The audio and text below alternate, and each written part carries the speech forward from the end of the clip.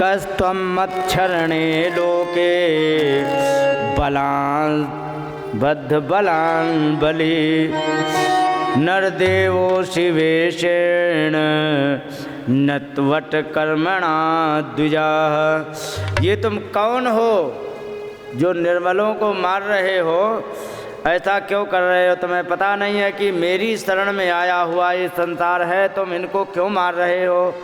इसलिए तुम्हें नहीं मारना चाहिए। बताओ तुम कौन हो? तो यहाँ पर उन्होंने धर्मराज के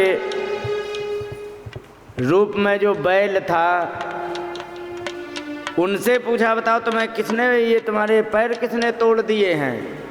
और जबकि मार रहा था एक शूद्र राजा का रूप धारण करके, और पूछा पैर इसी ने तोड़े हैं कि किसने तोड़ दिए तुम्हारे पैर?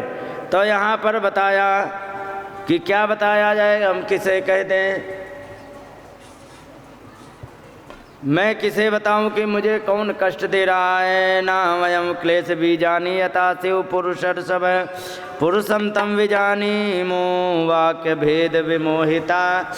कहने लगे कि यहाँ पर मुझे पता ही नहीं है कि मुझे कष्ट देने वाला आखिर है कौन, क्योंकि कष्ट देने वाले का पता नहीं है। क्योंकि कुछ लोग कहते हैं कि हमें संसार में किसी को भी कष्ट देने का काम एक तो उसको देवता करते हैं, कुछ कहते हैं कि कर्म करते, कुछ कहते हैं कि कष्ट देने का काम हमारी आत्मा करती है। और धर्म की इस प्रकार से बात सुन करके जान गए कि मैं समझ गया हूँ कि तुम साक्षात राजा तो धर्मराज हो, और धर्मराज होने के कारण ही ऐसी बात कर रहे हो। तो यहाँ पर कलियुग को डांटा, बुरी तरह डांट करके कहा चलो यहाँ से भाग जाओ। कहे कि महाराज हम कहाँ जाएं? कहे कि वहाँ चले जाओ जहाँ पर मेरा राज ना हो। अच्छा कहाँ जाएं? कहीं भी जाओ। कलियुग ने कहा महाराज हम कहीं भी जाएंगे तो वहाँ पर आपका राज ही मिलेगा, मैं क्या करूँ? तब उन्होंने कहा कि आप ऐसे सब जगह नहीं रहना, क्योंकि अगर जो मेरा राज है तो मेरे राज को छोड़ के जा नहीं सकते हो, समय तुम्हारा है तो सब जगह तुम नहीं रहना। क्योंकि कहाँ रहोगे?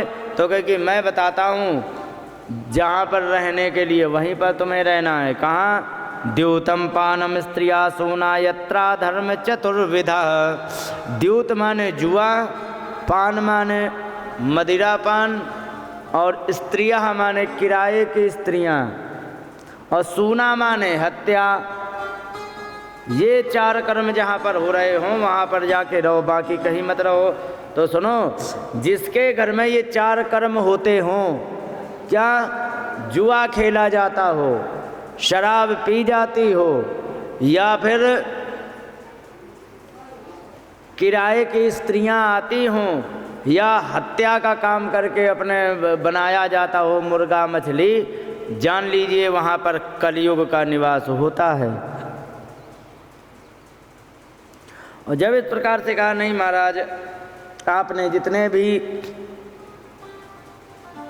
स्थान दिए हैं बड़े कूड़े कचरे के भरे हुए हैं, कोई एक आध ढंग का भी दे दो हमें। तो यहाँ पर उन्होंने पुनश्च याचमानाय जात रूपम अदात प्रभु।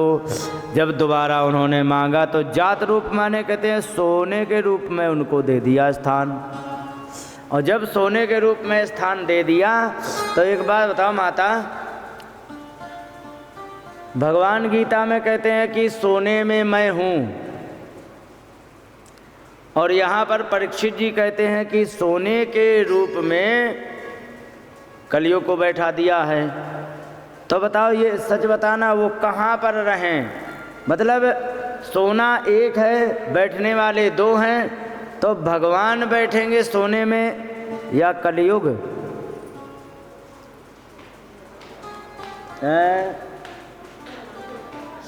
भगवान बैठेंगे, लेकिन किस में बैठेंगे? सुनो, जो सोना ईमानदारी से कमाया हुआ होगा उसमें बैठेंगे भगवान, ठीक है। और जो बेईमानी फ्रॉड डाका डाल के लाए गए हों उसमें कलियुग बैठता है, ध्यान रखो। हाँ, क्योंकि भगवान यदि सोने में बैठा तो RBI का छापा जिस समय पड़ता है तो उस समय नाप दिए जाते हैं, नाप दिए जाते कि नहीं। तो क्यों हो रहा? क्योंकि उनका सोना जो है वो अधर्म पूर्वक आया है, इसलिए। तो अधर्म का भी जो भी सोना होगा उसमें कलयुग निवास करता है। इसीलिए जेब काट उठाई गिर जितने होते हैं, कितनी भी चोरी कर ले लेकिन कभी भी उनकी बिल्डिंग नहीं बनी, तुम देखना, समझ गए। और 500 रुपये रोज कमा के बेलदारी करके कमाने वाले व्यक्ति का धीरे धीरे घर बनवा लेता है। क्यों बनवा लेता है? भले ही उसके गति धीरे धीरे हो, लेकिन धर्म का आश्रय लेकर के आगे बढ़ रहा है तो उसका नाश नहीं होता। अधर्म पूर्वक जो धन आता है उस धन का नाश हो जाता है, क्योंकि एक नियम होता है क्या कि धन जिस रास्ते से आएगा उसी रास्ते से वो निकल जाएगा, ये ध्यान रखो। हाँ, तो यहाँ पर बताया जो भी धन है अगर जो है अन्याय के मार्ग से आया है तो फिर ये जान लीजिए कि अन्याय के मार्ग से आया हुआ धन जो होता है वो हमेशा कलह का और अशांति का कारण होता है। इस प्रकार से परीक्षित जी को ने उनको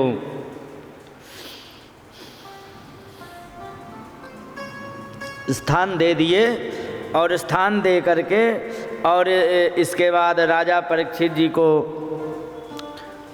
शिकार के लिए जाना था। तो एक दिन शिकार के लिए गए तो बड़ी दूर दौड़ते हुए चले गए। दौड़ते हुए जाते जाते क्या हुआ, एक दूर जंगल में पहुँचे तो उन्हें प्यास लगी, तेज प्यास लगी। तो आगे देखा यहाँ जल की व्यवस्था है कोई, तो कोई जल की व्यवस्था नहीं मिली।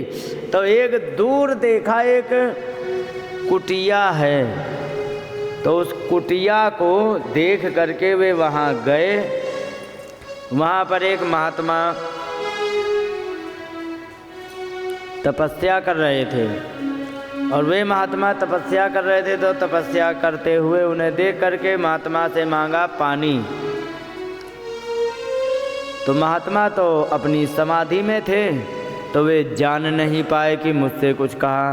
तो परीक्षित जी को अपना अपमान लगा, ठीक है, अपना अपमान लगा। और परीक्षित जी की उस समय हालत क्या थी ये भी समझ लो। वो जो मुकुट पहने थे वो मुकुट था जरासंध का। जरासंध ने अन्याय पूर्वक राजाओं को बंदी बना लिया था, उनके मुकुट को छीन करके अपना मुकुट बड़ा सा बनवाया था। पूरे का पूरा वो मुकुट अधर्म के मार्ग से बना हुआ था। परीक्षित जी ने वही पहन करके शिकार के लिए गए थे, तो वही मुकुट पहने थे तो उनके सिर पर कलियुग सवार था, ठीक है। सिर पर जब कलियुग सवार था तो कलियुग सवार होने से क्या हुआ कि उन्होंने अपना अपमान समझा। जब उन्होंने कुछ उत्तर नहीं दिया तो अपमान समझा। हालांकि उन्होंने अपमान किया नहीं था लेकिन अपमान समझ लिया। तो इससे क्या मतलब समझते हो, जिस समय कलयुग ज़्यादा हावी होता है ना उस समय तुम्हें अपमान का अनुभव ज़्यादा होगा। अरे इसने हमसे ये कह दिया, मेरा अपमान हो गया। अरे हमसे वो इसने मजाक कर दी, हमारा अपमान हो गया। आप एक बात बता दें, कुछ चीज़ें ऐसी होती समाज में, देखा होगा आपने कि समाज में इनको साइड करके आप लोग इधर बैठ जाओ, क्योंकि इनकी काएं तुम लोग इधर बैठ जाओ, आके इधर आ जाओ तुम सब, हाँ इधर बैठो आके, हाँ क्योंकि इनकी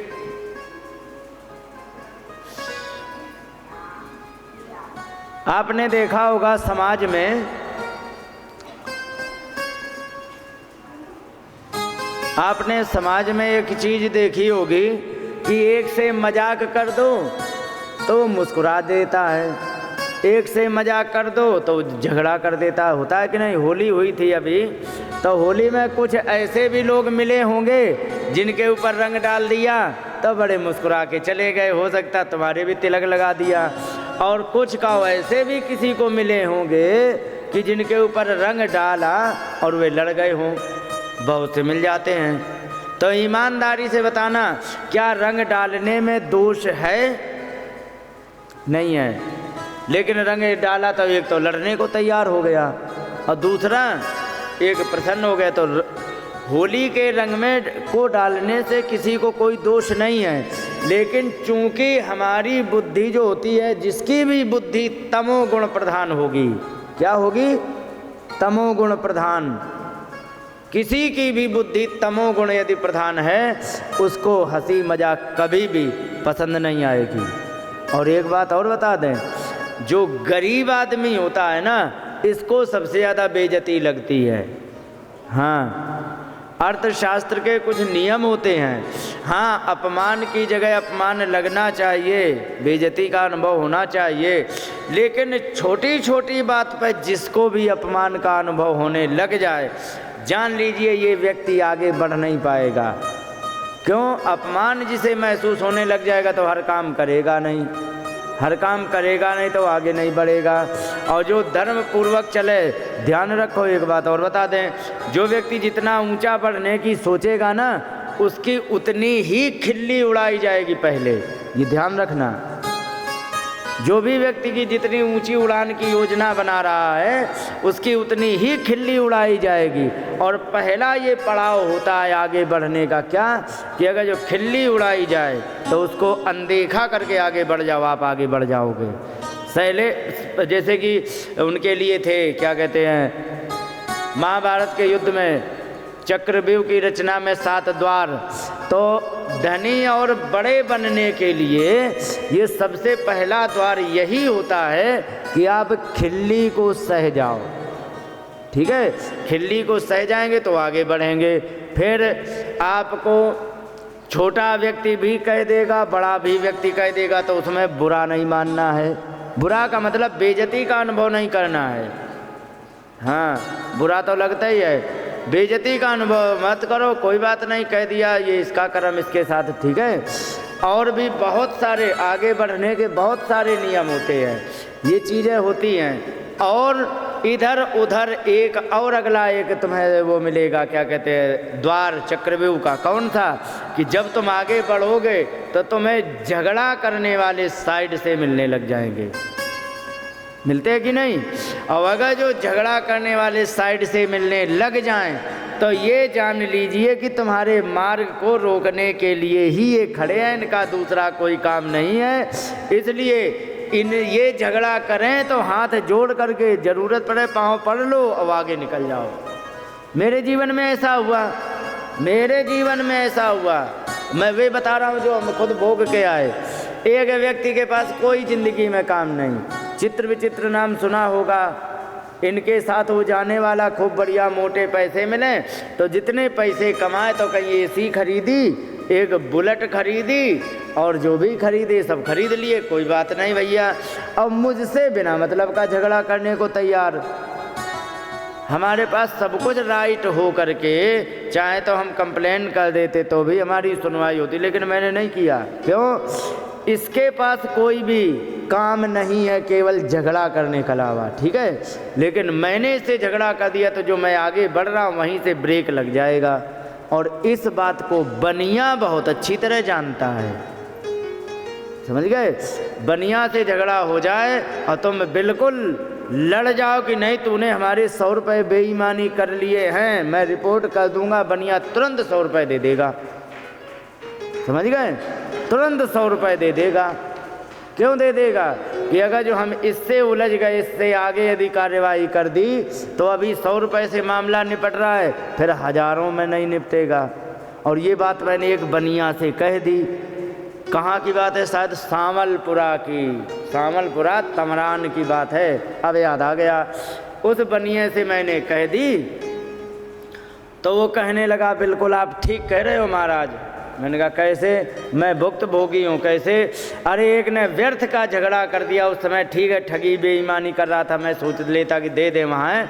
लेकिन होता क्या कि मैं जो 5 साल पीछे चला गया, वो 5 साल पीछे नहीं जाता मैं। तो लक्ष्य जब तुम्हारा क्लियर होता है ना तो बहुत सारे द्वार को पार करना पड़ता है। सबसे पहले खिल्ली उड़ाने को सहो, ठीक है, तुम्हें टांग मारने आएंगे काम में रोकने के लिए, उनको तुम क्रॉस करो। फिर तुम्हारी बेइज्जती करेंगे, बेइज्जती भी ढंग से होने लग जाएगी, उसको भी क्रॉस कर जाओ। तब तुम्हें एक चमकता हुआ सूर्य के समान उज्जवल दरवाज़ा मिलेगा जिसमें आप प्रवेश कर जाएंगे। तो जो लोग खिल्ली उड़ा रहे थे सब तुम्हारे चरणों के नीचे पड़े मिलेंगे, समझ गए। तो छोटी छोटी सी बात पर बुरा लगने का मतलब गरीबी का प्रमाण। कोई ने खिल्ली उड़ा दी, उससे डंडा लेके तैयार हो जाओ, गरीबों की पहचान, ठीक है। अब अगर जो कोई झगड़ा करने लग जाए, अरे नहीं तूने मुझसे ऐसे कहे, हम तुझे छोड़ेंगे नहीं, जहाँ पर ये भावना आ जाए जान लीजिए गरीबी का प्रमाण है ये। और धनी होना है तो छोटी छोटी बातों में कभी नहीं उलझ। अच्छा एक बात बताओ, हाथी आते देखा है गांव में कभी? अब तो नहीं आते, पहले आते थे। तो आपको उनके पीछे कुछ भौंकने वाले भी मिलते होंगे। क्या हाथी ने कभी लौट करके देखा? नहीं देखा। वो अपनी डायरेक्शन नहीं बदलता, सीधे चला जाता है कि नहीं, और उसे जहाँ जाना होता वहाँ चला जाता। लेकिन सच बताना, क्या कभी भी किसी भी हाथी को उन भौंकने वालों ने एक भी बार काटने की कोशिश की? नहीं काट सकते हैं। जब तुम अपने रास्ते पर चलते चले जाओ तो आपका बिगाड़ कुछ नहीं पाएंगे, लेकिन कोशिश करने में कोई कमी नहीं रखी जाएगी। ध्यान रखो, ये मैंने सब भोगे हैं, और ये बड़े बड़े अर्थशास्त्री इन बातों को कहते हैं, समझ गए। और जीवन में एक बात तो मैंने बता ही दिया है कि हमेशा मुनाफा वाला ग्राफ नहीं चलेगा, ये ध्यान रखो। कभी गए ऊपर से एकदम नीचे धड़ाम से जीरो पे आ गए, फिर आपने आगे बढ़ना शुरू किया तो फिर उससे ऊंचाई, फिर नीचे आए, फिर ये हमेशा अप डाउन तुम जीवन में चलते रहोगे। लेकिन जब भी उठोगे तो और उससे ऊपर ही उठोगे, तो तुम्हारा ग्राफ ऐसे सीधा नहीं चलेगा, ऐसे ऐसे चलता है, समझ गए। ये सिस्टम होता है जीवन का, और जिसका ग्राफ ऐसे ऐसे चल रहा है जान लीजिए कि वो आगे बढ़ जाएगा। हाँ, इसमें बहुत सी चीज़ें होती हैं, तुम्हें रास्ते में बेइज्जती करने वाले खूब मिलेंगे, कोई बात नहीं, कर लो, तुम्हारा समय है। और हमारे योगी बाबा को देख लो, है ना।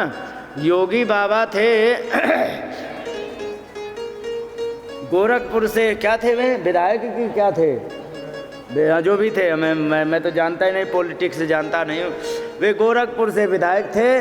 तो एक दो दुर्दांत घमंडी आतंकवादी वहीं आसपास के जो थे, क्या कहते विधायक थे, उन्होंने उनको मरवाने की कोशिश की, गोली चलवाई। वो तो भगवान की कृपा थी, बच गए। उस समय उन्होंने कुछ नहीं कहा। आपने उनका एक वीडियो भी देखा होगा कि उनमें दिल्ली की पार्लियामेंट में रो रो करके उन्होंने बयान दिए थे कि नहीं? आपने सबने सुना होगा। उनका समय था, कोई बात नहीं, रो लिया, तुमने गोली चलवाई, उन्होंने रो लिया, लेकिन रिएक्ट नहीं किया। और जब उनका समय आया, एक भी को चैन की सांस नहीं है। हाँ, कुछ तो निपट गए, जितने मिले थे ना कुछ निपट गए, और जो बच गए हैं उनको किसी को भी, एक को भी शांति नहीं है, और ना शांति रहने देंगे। असली ठकुराइश क्या होती है वो तो योगी बाबा ने दिखाई है, बाकी वो ठकुराइश हमें कहीं नहीं देखने को मिली। जो योगी बाबा ने ठकुराइश दिखाई है, कह रहा कि निर्दोष व्यक्ति को कोई छू नहीं पाएगा तो छू नहीं पाया, और अपराधी चूहे के बिल में घुस जाएगा तो नहीं हम उसे छोड़ेंगे, तो नहीं छोड़ा। वो तो हम आपको क्या बताएं, वो तो ब्रेकिंग न्यूज बनती ही है। असली ठाकुर है यूपी का। तो ये होता है। उसका भी एक समय था कि रो रो करके बता रहा था। एक वो समय है कि जिनके कारण रोए थे उनके खानदान और लगे आसपास से जुड़े वाले एक भी के आंसू बंद नहीं हैं। तो बस शांति रखो। तो बड़ा होना है, तुम्हारी खिल्ली उड़ा रहे हैं, तुम्हें हानि पहुंचाने की कोशिश कर, रिएक्ट मत करो। समय आने पर तुम रिएक्ट करो, नहीं तो तुम हो सकता है समय आने पर तुम्हें रिएक्ट करना ही नहीं पड़ेगा। समझ गए? उन्होंने उनसे ज़बरदस्ती थोड़े पंगा लिया है। उन्होंने सिर्फ वही किया है कि उनके जो केस थे उनको हाईलाइट करके उनके प्रोसीजर हाई कर दिया, बस हो गया। और कुछ नहीं किया। ये थोड़े कि ज़बरदस्ती ना, जिन केसों को दबाया जा रहा था, जिन मामलों को दबाया जा रहा है, उन्होंने वही हाईलाइट कर दिए, जल्दी सुनाई, सब ठिकाने लगते चले गए। समय पर रिएक्ट करो। तो ये चीज़ें होती हैं बड़ा बनने के लिए। अब जैसे कि विद्यार्थियों में क्या होता है, फेलियर सबसे बड़ा। अब जैसे बैठिए इसको बता दें, विद्यार्थियों में क्या होता है कि मान लो हाई स्कूल की परीक्षा दी, ठीक है, माँ बाप ने बड़े प्रेम से पाला पोसा और पाल पोस करके उसको बढ़िया पढ़ाई लिखाई करी, और पढ़ाई लिखाई करने में किसी कारणवश उसके नंबर कम आ गए तो फेल हो गए, तो जाने कितने विद्यार्थी सुसाइड कर लेते हैं। उनसे बड़ा अशिक्षित और मूर्ख विद्यार्थी कोई नहीं हो सकता है, समझ गए। क्योंकि अब दुनिया की क्या बता, मैं सच बताना माता, जिस दिन तुमने जन्म लिया था उसी दिन तुमने दौड़ना शुरू किया था, या सैकड़ों बार पट पट गिरी हो तब आज चल पाती हो, सच है कि नहीं। अरे एक बार फेल हो गए। और माँ बाप को भी ये कहना चाहिए कि तुम फेल हो गए, कोई टेंशन नहीं, अगले साल फिर पढ़ाएंगे, जीवन बहुत बड़ा है, चिंता मत करो। अरे विद्यार्थी दूनी दम लगा के, एक हमारे यहाँ केस हो गया, लड़की आई बढ़िया अच्छी समझदार लड़की, और किसी कारणवश फेल हो गए, उसने रात में फांसी लगा ली। ये चीज़ है। तो अब इससे बड़ा मतलब मूर्खता क्या हो सकता है। अरे एक बार फेल हो गए तो हो गए तो हो गए। देखो किसी भी चीज़ में सबसे, और अमीर बनने की एक और अगला दरवाज़ा और बता दें, अमीर बनने का अगला दरवाज़ा ये है कि जब तुम फेल हो जाओ तो घबराओ मत, उस पर एनालिसिस करो, उसकी मीमांसा करो कि आखिर में कहाँ पर चूक रह गई, जो हमारा गड़बड़ हुआ उसी को सुधार लो, आगे तुम पास हो जाओगे, सीधी सी बात है। और जो तुरंत फेल होने के बाद टूट गया, रे अब कुछ नहीं बचा, उनसे बड़ा मूर्ख कोई नहीं होता।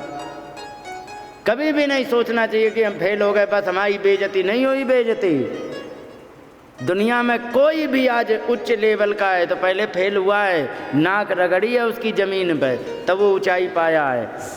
तुम एक क्लास में फेल हो गए, साल बर्बाद, भाई ठीक है कोई बात नहीं, हो गई हो जाने दो, अब हो तो हो गई तो हो गई।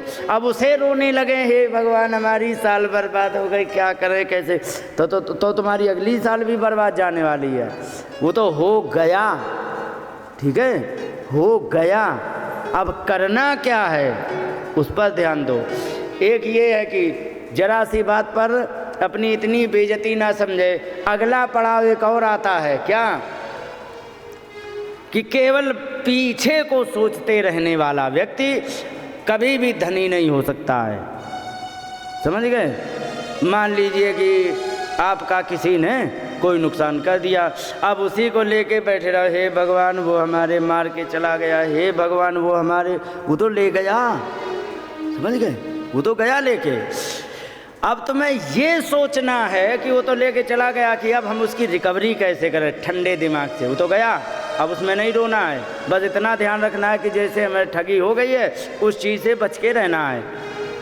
तो ये चीज़ें होती हैं। तो कितनी बातें हो गई। सबसे पहले छोटी छोटी बात पर बुरा मान जाना, अरे तुमने बेइज्जती कर दी। दूसरा, कोई झगड़ा करने लग जाए तो उससे अगर जो झगड़े में उलझ जाओ आप आगे नहीं बढ़ पाओगे। तीसरा, अगर जो आपने लाज शर्म छोड़ करके अपने लक्ष्य की तरफ ध्यान दिया, क्योंकि ध्यान भटकाने वाले हैं सब, जैसे खिल्ली उड़ाने वाले या बेइज्जती अनुभव कराने वाले या झगड़ा कर, ये तुम्हारा सिर्फ ध्यान भटकाने वाले हैं लोग, ठीक है। तो अपने लक्ष्य पर ध्यान रखोगे कभी भी नहीं भटकोगे, ठीक है। और पीछे की बातों को लेके सोचना ये गरीबी का कारण है। अरे जो हो गया तो हो गया, हम ऐसा करें कि हम आगे कर लें, समझ गए। कीड़ों को देखा होगा, वे चढ़ेंगे दीवार पे पट से गिर पड़े, फिर वो प्रयास करेंगे, फिर पट से गिरेंगे, तो क्या गिरते ही रहते, एक बार वो चढ़ जाते हैं, यही जीवन है।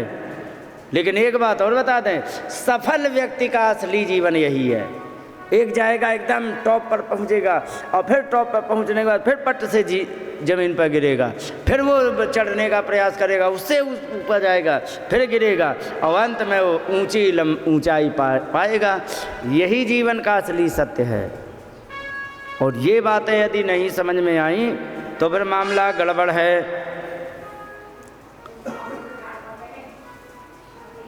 और ये सब होता क्यों है, जैसे कि सबसे बड़ा कारण तो मैं बता रहा था, होता क्यों है जब भी व्यक्ति तमोगुणी होगा, ध्यान रखो, और ज्ञान का अभाव हो, और तमोगुण है तब ज्ञान का तो अभाव होगा ही होगा, क्योंकि अच्छी बात उसको अच्छी बात समझ में नहीं आएगी तमोगुण होने के कारण, तब उसे बुरा भी लगेगा, तब वो झगड़ा भी करेगा, क्योंकि झगड़ा किया सहेगा नहीं, ठीक है। और तमोगुण होने के कारण बुद्धि तेज नहीं होगी, तो पिछले जो हो चुका है उसी को मन में गुनता रहेगा, और अंत में जा कर के वो डिप्रेशन का शिकार हो जाएगा। तुम खड़ी हो जाओ, तुम खड़ी हो, हाँ खड़ी हो, खड़ी हो, खड़ी हो, इधर आ जाओ, हाँ। तो वो अंत में जा कर के डिप्रेशन का शिकार हो जाएगा। तो इसलिए कभी भी छोटी छोटी ये तुच्छ चीज़ें होती हैं, समझ गए। अब जरासंध आगे आएगा, प्रसंग बताएंगे।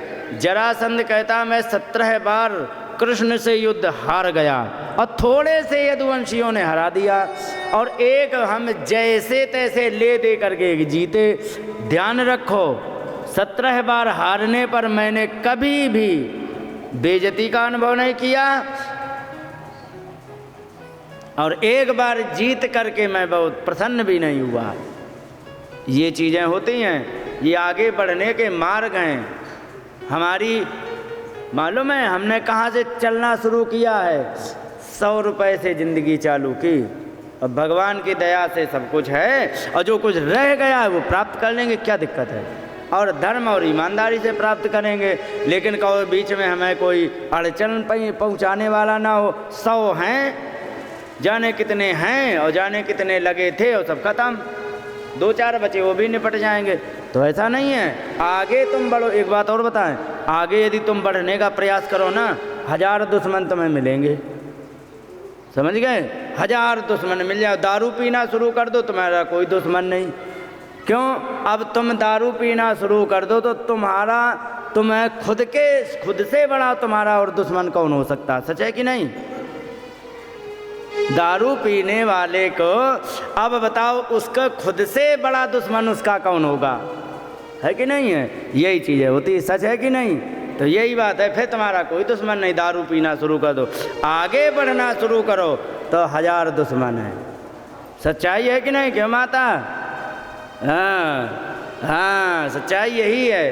क्योंकि हम ये सुनो, एक बात बताएं माता, सुनो, आग जब अपने घर में लगे तभी सीख लें तो ये अच्छी बात नहीं है। पड़ोस का भी घर जला तो उससे भी सीख लेना चाहिए, सच है कि नहीं? हाँ, पड़ोस का घर जला तो कैसे उसने बचाया या क्या, हमें उससे भी सीखना चाहिए। तो ये चीज़ें हैं। बोलिए वृंदावन बिहारी लाल की जय।